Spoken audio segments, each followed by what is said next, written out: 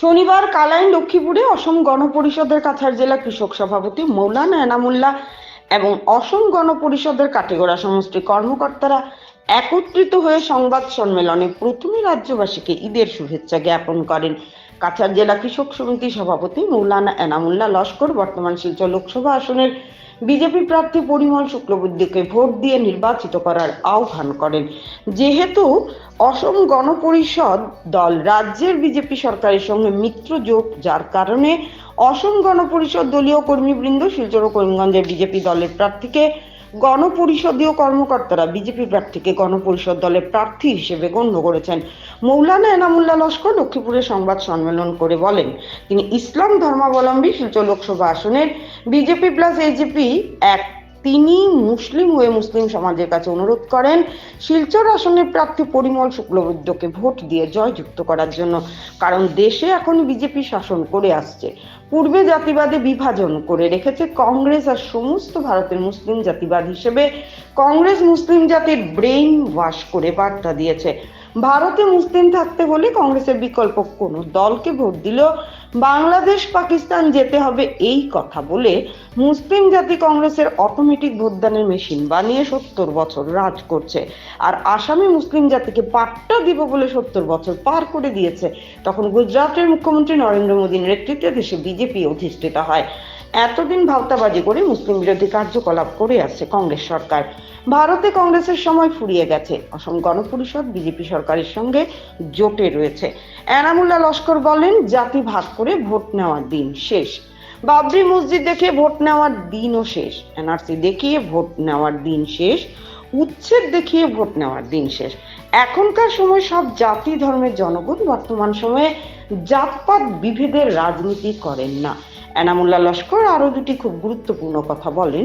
কংগ্রেসের শাসনকালে সরকারি চাকরির হার সংখ্যালঘুদের জন্য 3%, তাও 4 গ্রেড চাকরি নিতে হতো ঘুষ দিয়ে।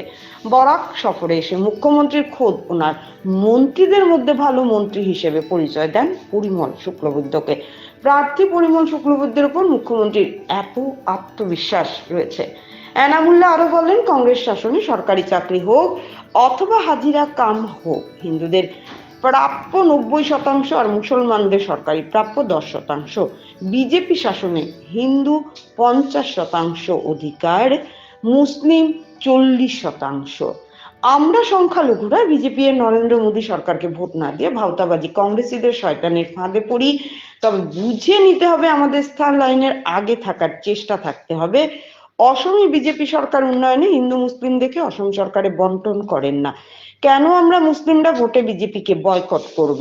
পিএম আবাস ঘুষ নেই, অরুণোদয় ঘুষ নেই, কৃষি লোন ঘুষ নেই। বিজেপি সরকার মুসলিমদেরকে সোনার পাহাড় দেয়। কংগ্রেসের আইডিওলজি ভালোকে খারাপ বলা আর খারাপকে ভালো বলা, এই হলো কংগ্রেসের সমীকরণ।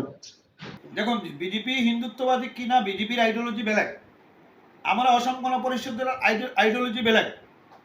আমরা বিজেপির আইডিওলজিতে আমরা যেতে চাই না।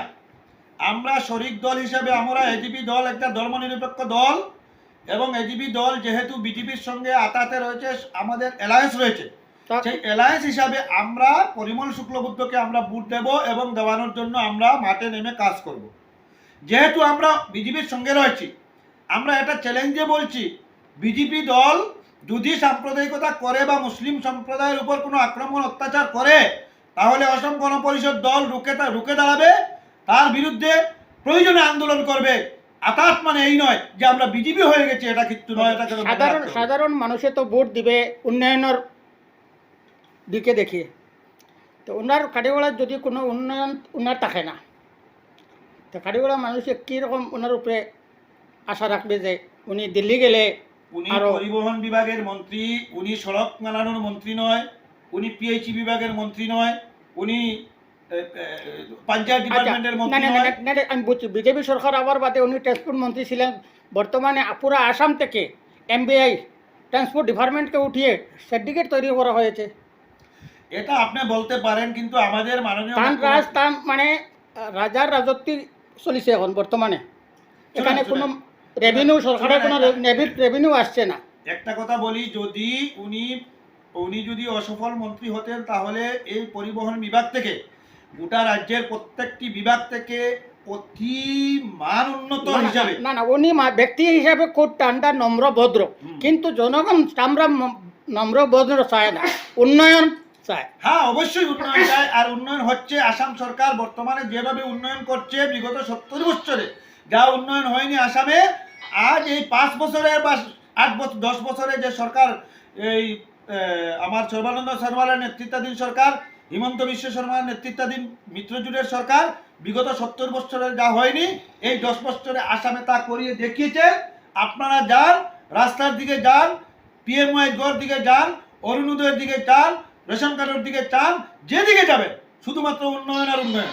তাই বিরোধী দলের কথাতে আমরা কোনো পাত্তা দেবো না, কেননা এরা তো চাইবেই আমাদেরকে কন্ডেম করার জন্য, কিন্তু তাদের এই ধরনের কথা দিয়ে জনগণকে কোনোভাবে তারা ফেরাতে পারবে না। জনগণ পরিমল শুক্লবৈদ্যের সঙ্গে রয়েছে, জনগণ মিত্রজোটের সরকারের সঙ্গে রয়েছে, জনগণ উন্নয়নের সাথে রয়েছে। আর উন্নয়ন চাইতে হইলে আমাদের এই সরকারের পক্ষে এবং আমাদের মিত্রজোটের প্রার্থীকে ভোট দেওয়া আমি মনে করি কর্তব্য। কেননা দিল্লিতে সরকার রয়েছে, এনডিএ সরকার, আসামের সরকার রয়েছে, মিত্রজোটের সরকার। আজকে কাটিগড়ায় উন্নয়ন কেন হবে? কাটিগড়ার জনগণ ভোট দিয়েছেন একজন অকর্মণ্য বিধায়ককে, যার ন্যূনতম শিক্ষাগত যোগ্যতা শূন্য, বাংলা রিডিং পড়তে জানে না, তার ছেলের নামে ঠিকাদারি করতে। পরিমল শুক্লবৈদ্যকে ভোট দেওয়ার জন্য সংখ্যালঘুকে আহ্বান করছে। পরিমল শুক্লবৈদ্য দীর্ঘ 10 বছরের মন্ত্রী। অনেকে ওনার কথা বলেছেন যে উনি মন্ত্রী থাকতে কোনো একটা কিচ্ছু করেন নাই, বরং কুয়ারি থেকে উনি বাধা সৃষ্টি করছে কুয়ারি চালাতে, এবং শিলচর হাঁটু জলে বন্যায় উনি নৌকা দৌড়াইছেন। হ্যাঁ, আর এছাড়া আর অন্য কিছু উনি করছেন না। পরিমল শুক্লবৈদ্যর গৃহ সমষ্টির মানুষে এগুলো অভিযোগ করছে, এই বিষয়ে আপনি কি বলবেন? দেখুন, আপনার প্রশ্নের উত্তর স্বাভাবিকভাবে একটা কথা বলতে পারি। একজন ব্যক্তি যখন কোনো বিভাগের দায়িত্বে মন্ত্রী পদে থাকেন, তখন উনি গোটা রাজ্যের বা গোটা বরাক উপত্যকার মানুষের ভোটে নির্বাচিত হননি। উনি একটা স্পেসিফিক একটা সমষ্টির একটা পার্টির সমর্থক এবং ভোটারদের ভোটে নির্বাচিত হন। উনার সাথে সাথে তাকে উনার বিরোধী দল কংগ্রেস রয়েছে, অন্যান্য ইউডিএফ